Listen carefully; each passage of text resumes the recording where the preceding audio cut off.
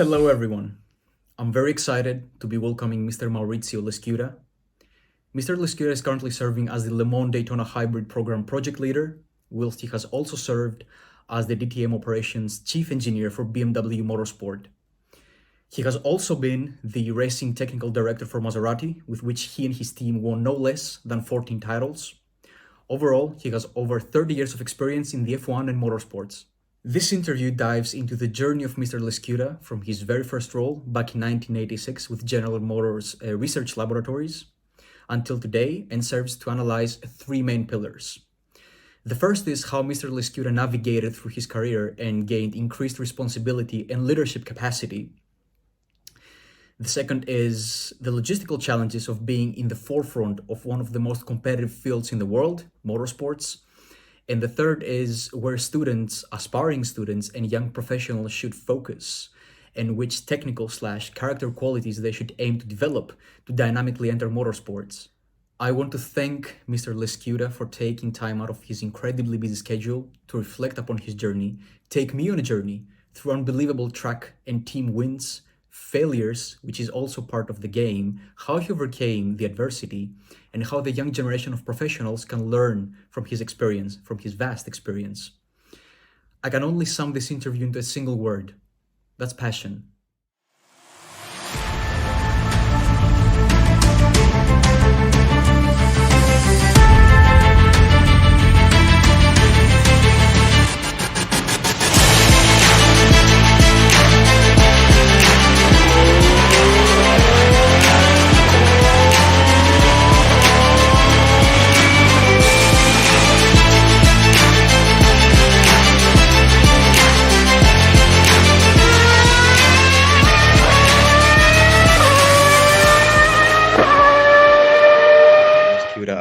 I want to thank you for being here and having you as a guest. It's a true honor to have a professional of your caliber.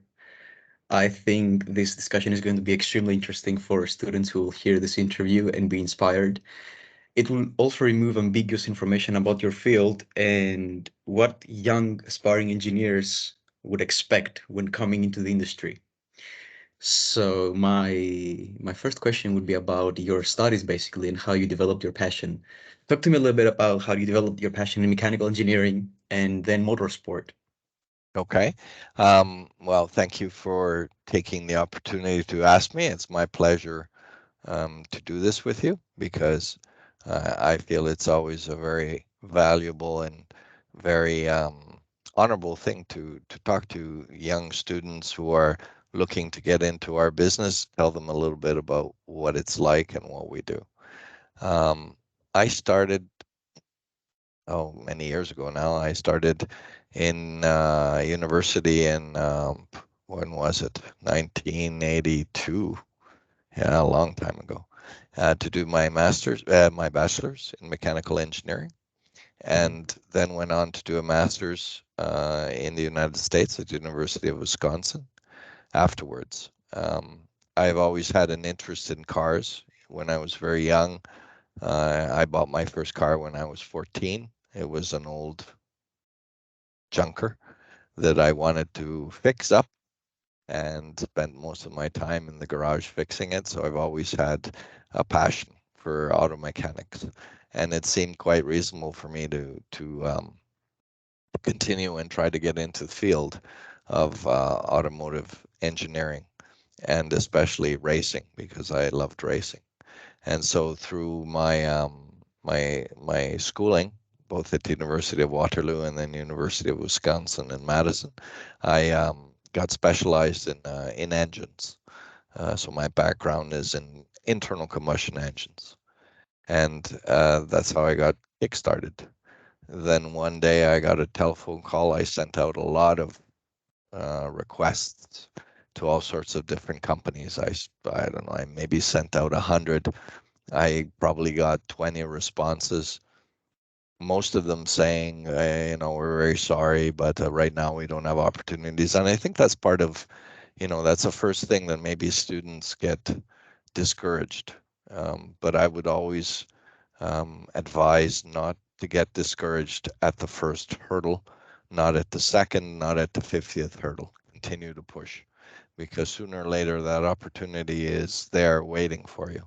And one day I got a telephone call when I was in my lab at the University of Wisconsin, a telephone call from the Fiat Research Center in Turin, which was one of the companies I had written to, and saying if I was still interested, that maybe they had a position. And so that's it. That sparked it. What I understand is that there's a very genuine passion you had, because a lot of students, a lot of friends that I have mentioned that, okay, yeah, passion is not enough. I always think it's enough. I always think it's enough to start. It's going to give you a very good and clear direction. And it's very important that I can bring you to this level basically because students mostly they don't have access to individuals like you. So where you are, a lot of young engineers want to be. So not getting discouraged by the first hurdle, that's very critical. Critical. So can you talk to me about your first role in GM in 1986 and the skills you gained from it? That was the first role in industry. So with University of Waterloo in Canada, that's where I'm from. I'm from Toronto. Hmm. We had a cooperative education program, they called it, which was kind of innovative at the time, and it allowed students to get some practical experience in industry to go along with the theoretical training they got in university. And this was extremely useful because it kind of opened your eyes as to what the real world was like. And I did quite a few sessions with General Motors in Canada. And then through my connections at General Motors in Canada, I was able to get a contact at the General Motors Research Center in Michigan. And with that, I got an internship, let's say, for 1 year, where I could go to the research labs and work as a student intern. And that was a remarkable learning experience. One, because it shows you the potential that big companies have, and two, because again, you get practical experience to apply what you learn in school. Hmm. What you mentioned before, George, about not being discouraged at the first hurdle, that's absolutely correct. We all think that the fastest point from A to B, the fastest path from A to B, is going to be a straight line. But in real life and in industry, it's never like that. It's a circular line. If you can imagine a spiral staircase, that's the path you have to take. You never take a direct path. So when you have opportunities that look like they may not really lead you in where you want to be, but would give you some experience, they're usually quite useful to take on board. And then slowly you can work towards your final goal. But it'll never be a straight line. Absolutely. I fully agree with this. I think it is maybe a lot of students, including me, were putting a lot of pressure on us, a lot of urgency. Like I need to do this. It has to be done within a year, and then I'm going to specialize. I'm going to reach my peak, and I will stay there.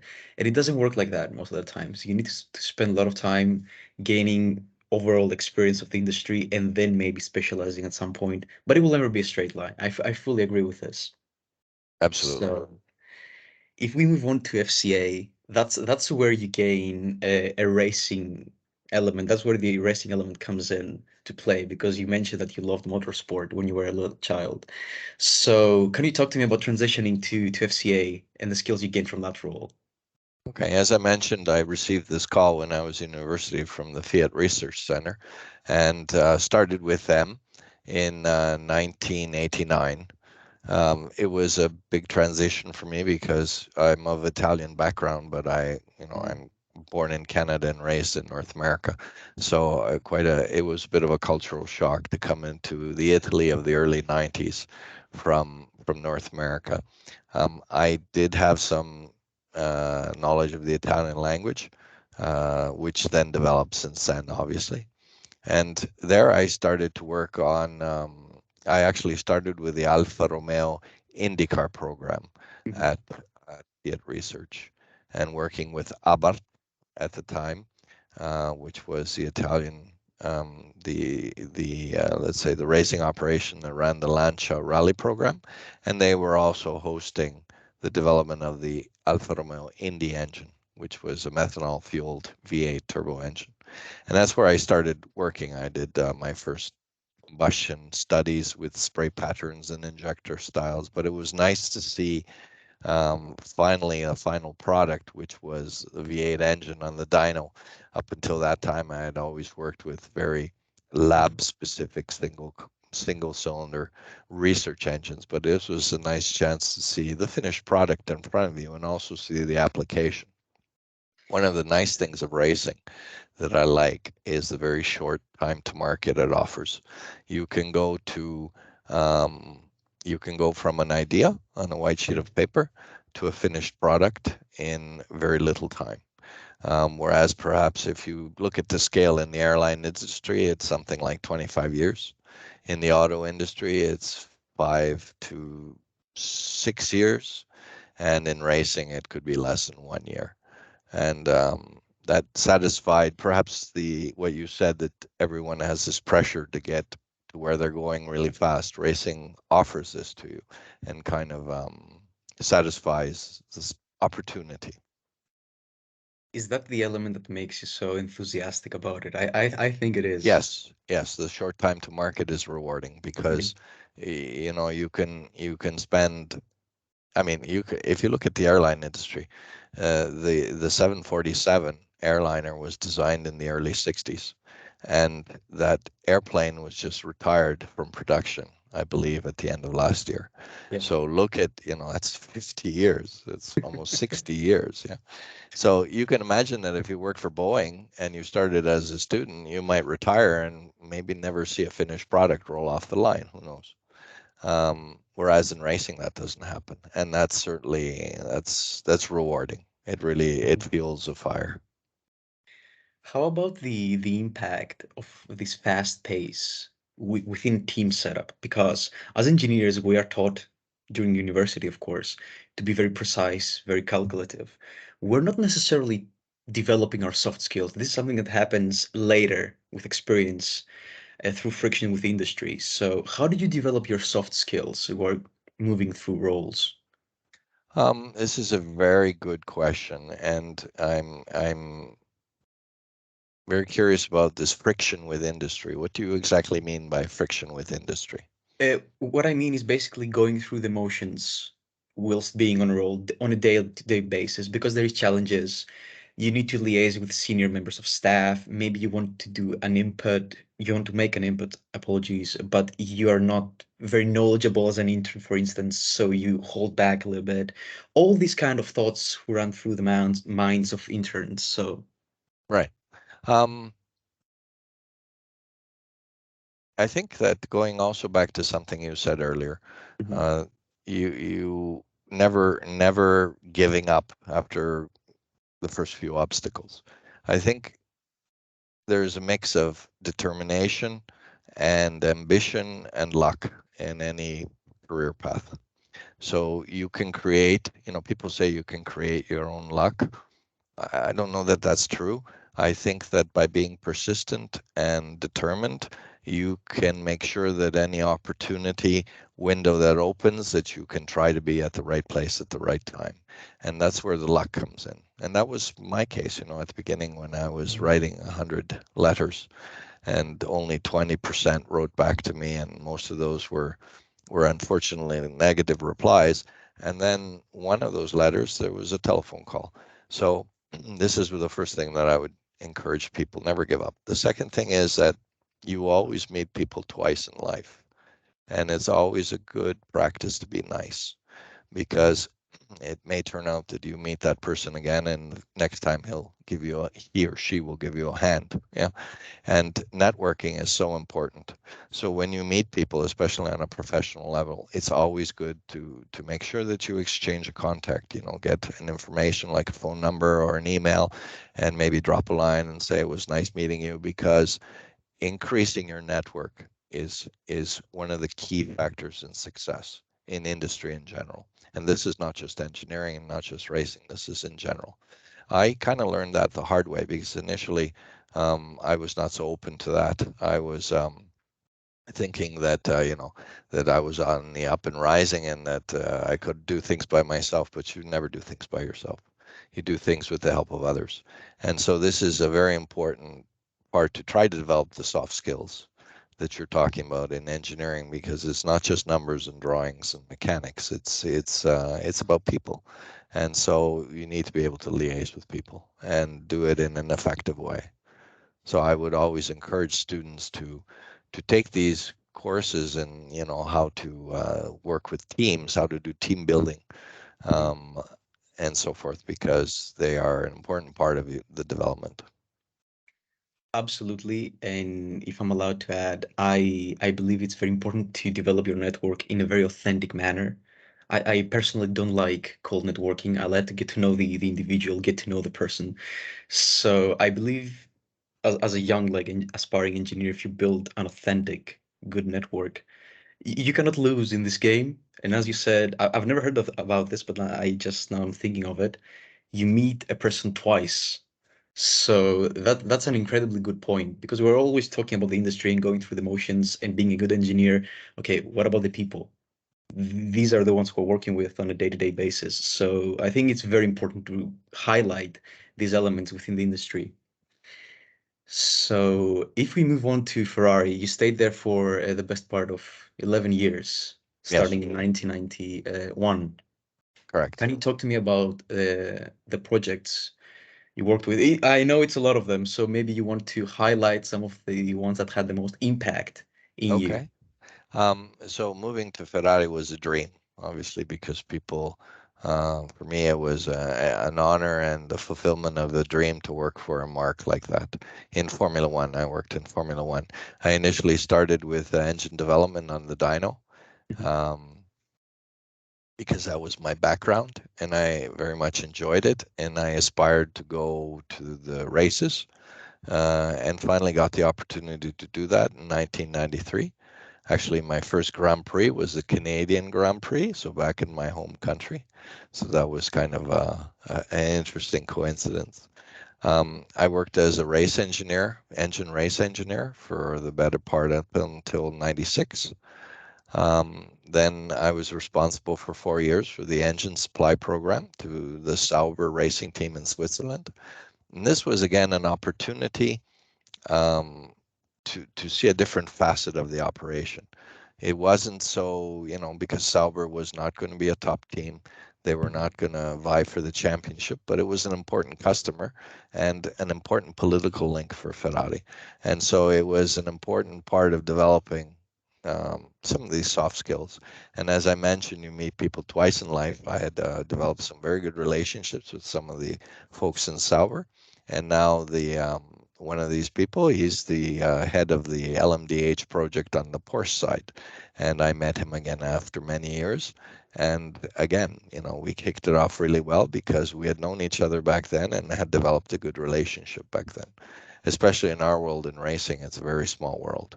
Not only do you meet people twice in life, but maybe 3 or 4 times. So then after the Sauber program, I went back to the Ferrari official team, Formula One Mhm. team, and I was responsible for the racing starts and for the integration of the engine to the, let's say, integration of the engine to the performance side of the car, which up until then maybe hadn't been. They had kind of been treated as separate entities, and we wanted to integrate powertrain more into the car. And I was responsible for leading on that. Another element I want to capitalize on what you just said. So another element that you brought into your role is shaping it. You were not just executing orders. You were not just executing a plan, an engineering plan of developing the engine. So how do the duties vary if you're within a role which you have to shape as well? I guess that depends a lot on management. It depends company to company and the people, basically the bosses. When we get young people, that work in our group and also in the past, um, I encourage them to give their contribution, because if I hire somebody who's talented, I don't want to be telling that person how to do the job.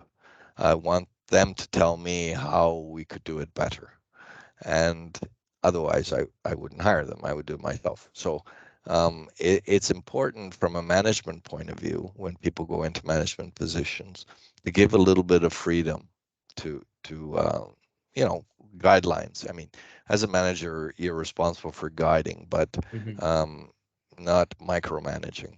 And so we try to stay away from that, and we try to give the younger people the opportunity to make contributions, as you mentioned, to shape the role, to shape the content, because you know they're bringing know-how in, they're bringing fresh ideas, and they're bringing a lot of creativity in.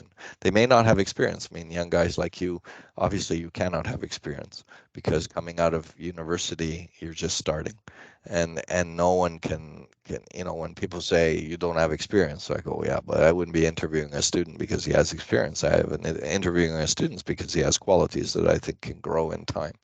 And this is, it depends. So to answer your question, it depends a Mhm. lot on the management and the company you're working for, how much room you give people to move. A manager's role is to make sure the objectives of a program get met and that the people can channel their creative and their talents in the right direction. And aside from that, I think it's people, the students like you, and the people that need to shape their own roles Mhm. within this window. I believe your response will make the students who will see this interview more brave to have an input within the workspace. I think it's much needed. And from what you're saying, it's very much desired because a good leader listens to the people who are coming into their team. And this is what you are doing actually. So I think your point is very important for me also to hear.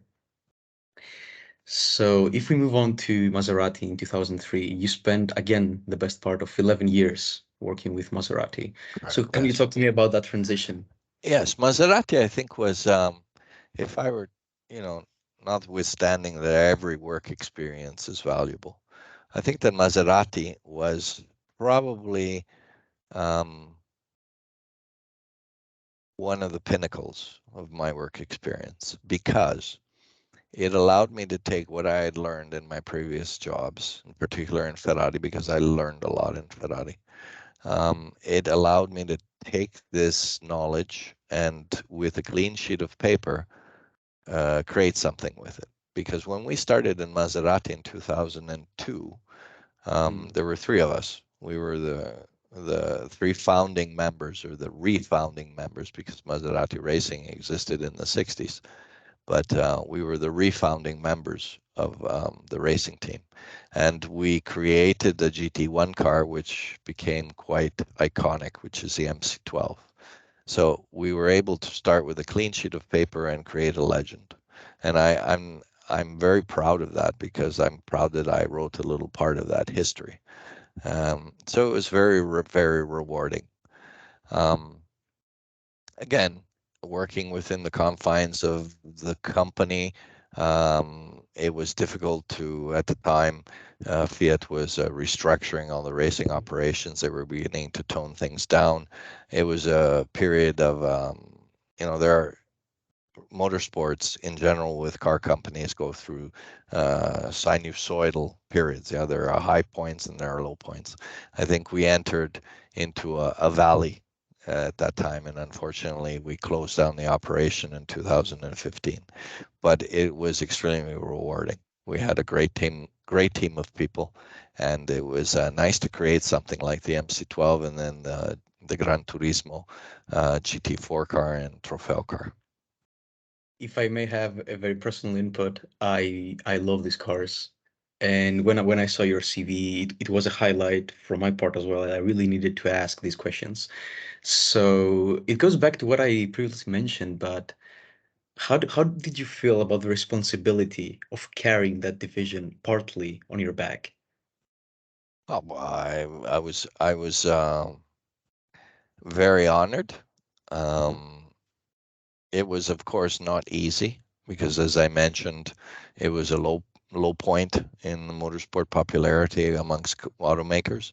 So it was a constant battle to justify programs, which usually came down to economic decisions. And motorsport is difficult to justify economically. I mean, if you look at a business plan for motorsport, aside from Some very successful companies, for example, Porsche and Ferrari, who on the customer side of racing have made a very viable business model. Um, Most of the other motorsport programs are difficult to justify as business plans because they're generally, if they're lucky, they're break-even plans, and generally they're not break-even plans. They're a source of spending for the company with, arguably some returns in terms of awareness and popularity in the motorsport world. But in terms of financial returns, it's difficult to say that spending $1 on motorsport will allow you to gain $1 selling road cars. Sometimes when management is a little bit less receptive, it becomes more difficult. Certainly in that period, it was pretty tough. So it was tough to try to find a way to make it survive. But we managed to do it until 2015, so I was pretty proud of that. So it's basically a constant battle between, if it makes financial sense, and between the pride you gain from being creative and tipping over to your creative side to pull off these projects, basically. Yes. So in 2014, you moved to Abarth as a Yes. racing manager. Can you talk to me a little bit about that experience? Yeah, it was a 2-year stint. Again, it was a period where Fiat Group was reducing the activities in motorsport. We had the Abarth had the Trofeo with Fiat 500, Mhm. which was quite a popular series, and I must say was very entertaining to watch.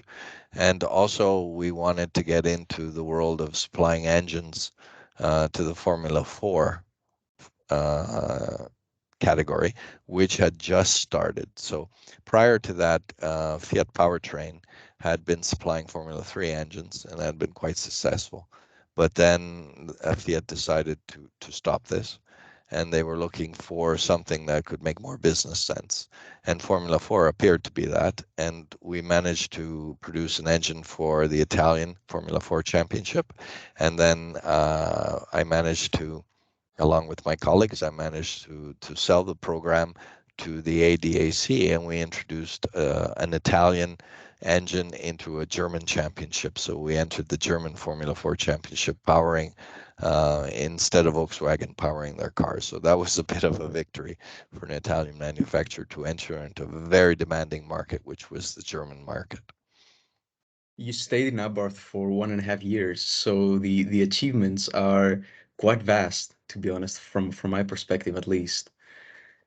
And in 2015, you moved back to Maserati for 3 years. So how did you channel all that knowledge to your role as a powertrain engineer? Um, okay, I think that was the toughest part of my entire career. Because there were no real motorsport experience opportunities anymore in Fiat Group, with the Mhm. exception of Ferrari.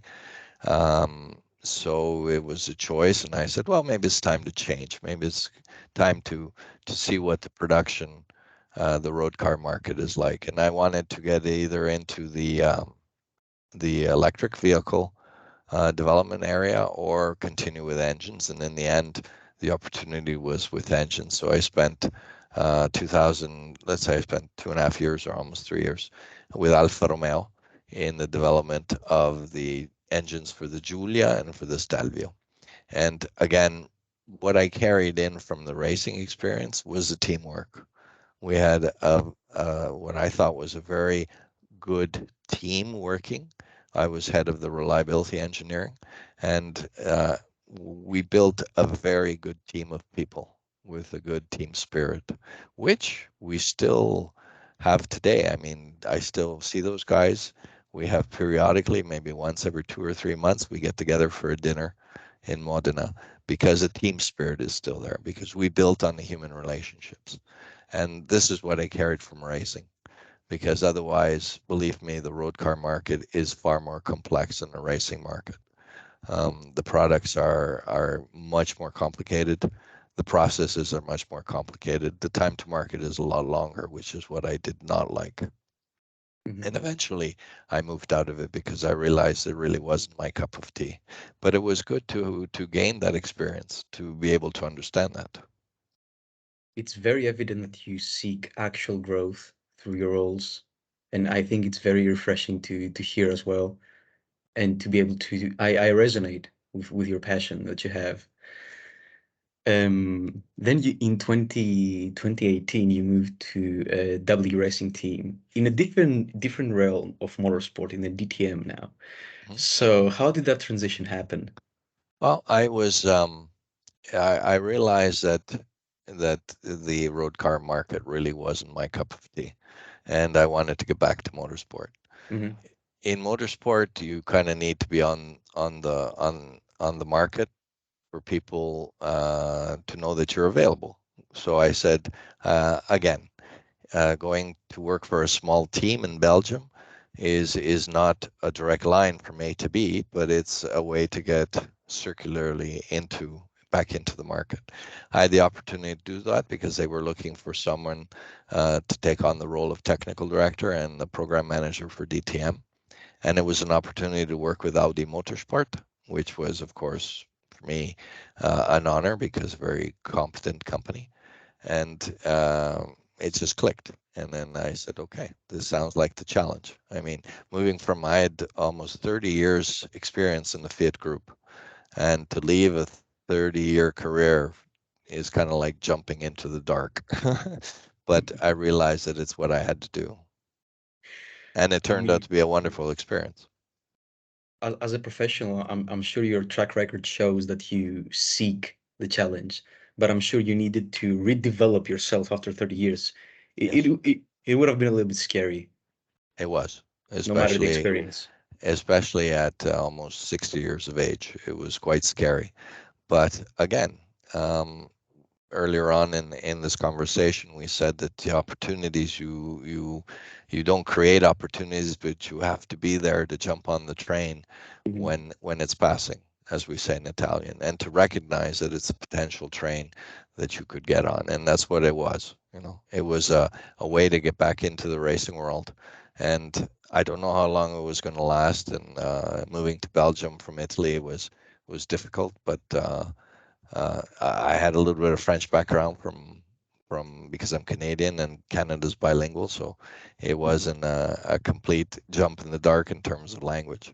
But and it was fun. It was a fun period, challenging because coming from working in a big company like Fiat or Ferrari or Alfa Romeo or Maserati, going to work for a small team, which is a completely different management structure, completely different, uh, capacity because of obviously the economic resources of a smaller team are much more limited. You had to kind of change a little bit your approach, and but it was extremely a very good learning experience.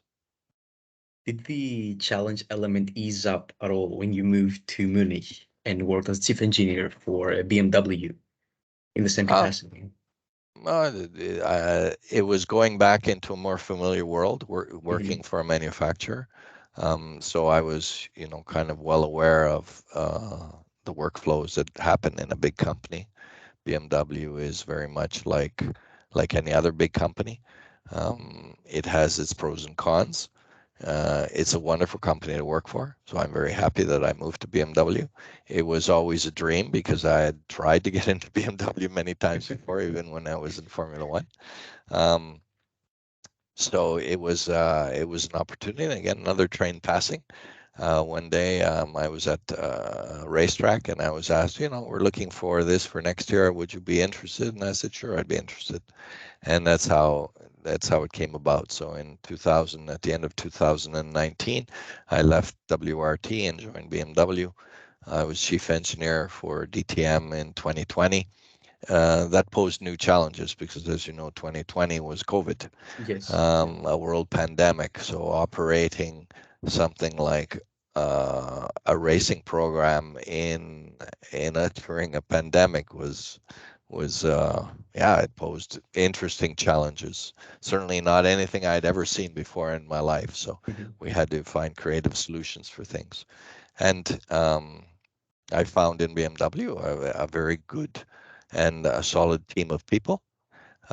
Here I had the handicap of the language because I did not know German.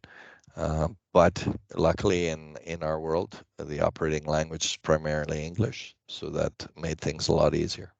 Mhm. And after we finished and decided to terminate the DTM program, then this opportunity with LMDH came up, and they said, "Would you be interested in doing that?" And I said, "Yeah, it sounds great because it sounds exactly like the kind of thing that would satisfy my needs." And so that's how I got in being the project leader for LMDH. The LMDH, I think it's a very critical project for BMW, coming back with the M hybrid V8 in 2023. So if you want to talk to me about maybe some logistic challenges of the project and which are the pillars which you adhere to. Okay. So as we speak now, there are 18 days to D-Day. Mhm. So now the pressure is beginning to be really felt. We have terminated our testing, basically because we run out of time, and the race will be in less than 3 weeks.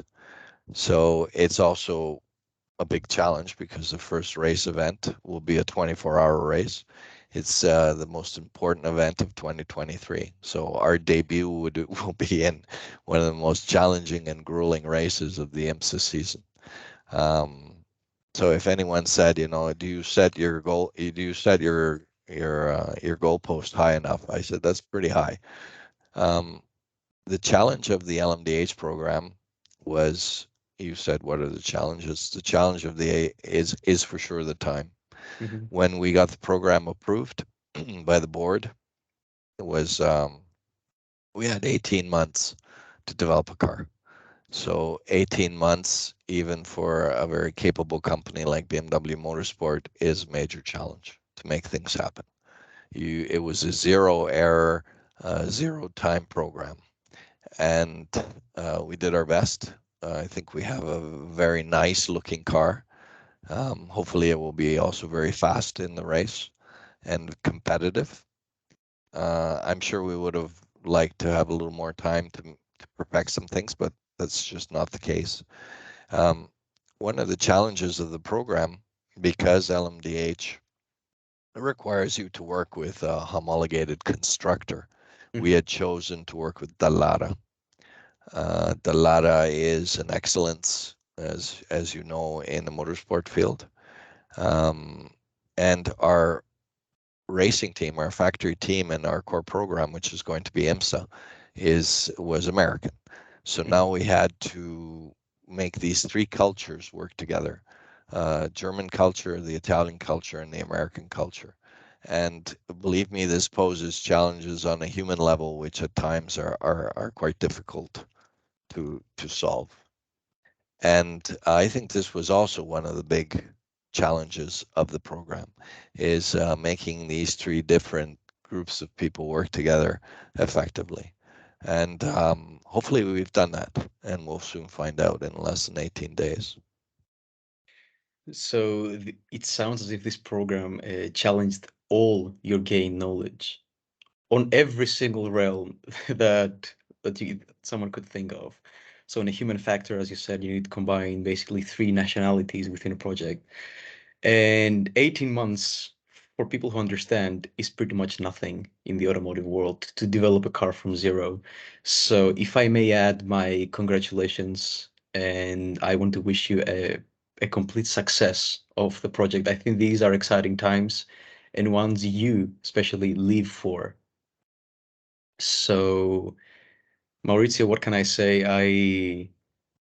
It has been like a privilege and an honor to be able to pull the veil on your fantastic journey and Yes. experience. For a young aspiring engineer like me who wants to get into the motorsport, I can't think of someone better to be able to talk to, and I think students will absolutely be able to resonate with your advice and gain some insights of the industry because it's not shiny cars and racing and drivers and champagne at the end of the race. It's logistic challenges that engineers have to tackle and be able to push through these challenges to become a better version of ourselves. That's what we want at the end of the day. And I Absolutely. think this has been a complete interview from my part. Great. Good. I'm glad. As I mentioned, I'm always very happy and honored to liaise with young people like you because you're the promise of the future. And so it's important that we use, I'm history. So you're the future. So whatever we Mhm. can liaise between these two worlds and transfer in terms of know-how and knowledge and advice, I'm very happy to do that. When some of my best experiences have been when I've taught courses at I taught at the Lewis Business School in Rome. I taught at the Dalata Academy. Um, when I get a chance to liaise with students like this to talk about these things, it's one of the most rewarding things that I've done. I think it gives a very good perspective of what I, for instance, should expect when I reach your experience level, hopefully.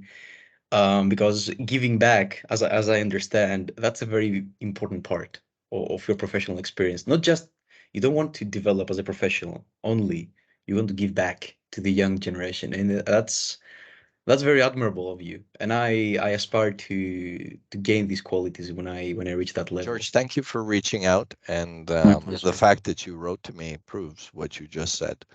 And if I were to distill all this into three things, I always, in my project team, I tell people you can eat an elephant entirely, but if you try to eat him in one bite, you will die of indigestion. So you need to break down the elephant into small pieces. And so when confronting a problem that looks mastodontic, I say just think of the first three things that you need to do and start with those three things. So if I were to distill our discussion today into three things, the first thing I would say is network Mhm. and to always be nice because you always meet people twice in life. Two, determination, not to get demotivated at the first obstacle, to keep pushing. And three, the shortest path from A to B is a straight line, but that's not real life. So sometimes you have to understand that to get to where you're going, you have to take the long way around. And when you do that, you learn a lot of things. Beautiful way to summarize a 40 plus year long career, isn't it? Yes, So I'll make sure to highlight these 3 points in the article that I will write great. along with the edited interview as well. So and I will keep the that advice close to my heart through my Good. journey because it's going to be challenging equally as yours, I assume. And I wish you a So lot of luck. So you keep me posted thank on you. your developments, okay? Absolutely. I want to wish also good luck with the up and coming journey you will have to Daytona. Thank you. And if I may, a big win. I want to watch the race, and I really because now I went deep into your rationale and the development of the project, so I'm more invested in this car than I was before talking to you. Oh, great. Yeah, you cheer for us. Absolutely. So Maurizio, have a beautiful day, and Thanks. again, it's been a You too, pleasure George. It talking was to you. nice talking to you. Nice meeting you virtually. And we'll speak again soon. Absolutely. Maybe a second time is gonna be face to face. Who knows? Yeah, I hope so. Absolutely. Have a good one, Mauricio. Bye. Ciao, George. Thank Bye. you.